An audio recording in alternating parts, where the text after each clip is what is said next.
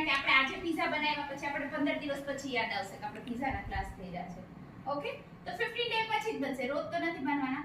તો fresh East આપણા માટે કામનું નથી, પણ જે લોકોને પોતાનું સેલિંગ પર્પસ છે, જેને વધારે પ્રોડક્ટ મતલબ વધારે પિઝા બનાવવા છે, તો એને સસ્તું પડશે. સેકન્ડ આવે છે ડ્રાય ઈસ્ટ. તમે બ્લુબર્ડ કંપનીનું નામ સાંભળેલું હશે, હા ને? પણ એમાંથી કોઈ દિવસ કોઈની બ્રેડ કે પિઝા બન્યા નથી. એનું રીઝન શું છે ખબર છે? એક તો આપણામાં પેશન નથી. બ્લુબર્ડ ડ્રાય ઈસ્ટ કેવું છે, તમારે સવારે લોટ બાંધો ને ત્યારે એ સાંજે ફૂલે, અને એટલું તો કોઈના માટે છે જ નહીં, ભાઈ એટલી વાર આપણે રાહ જોઈ શકીએ. એટલે આપણા માટે એ પણ કામનું નથી. ત્રીજું ઈસ્ટ છે એ છે ઇન્સ્ટન્ટ ઈસ્ટ અથવા એક્ટિવ ઈસ્ટ. જે ફોરેનમાં જે લોકો બ્રેડ્સ ને બધું બનાવે છે, એ લોકો ઇન્સ્ટન્ટ ઈસ્ટ થી બનાવે છે. રીઝન કે ત્યાં ઠંડીનો માહોલ છે, ત્યાં ગરમી તો બિલકુલ છે જ નહીં, એટલે એ લોકોને શું થાય કે ડો રાઈસ થવામાં બહુ પ્રોબ્લેમ થાય. એને ના તો ફ્રેશ ચાલે ના ડ્રાય ચાલે, તો એ લોકો એક્ટિવ ઈસ્ટ અથવા ઇન્સ્ટન્ટ ઈસ્ટ યુઝ કરે છે. તમે ડો બાંધો, અડધી કલાકમાં એ ડબલ સાઇઝ થઈ જશે.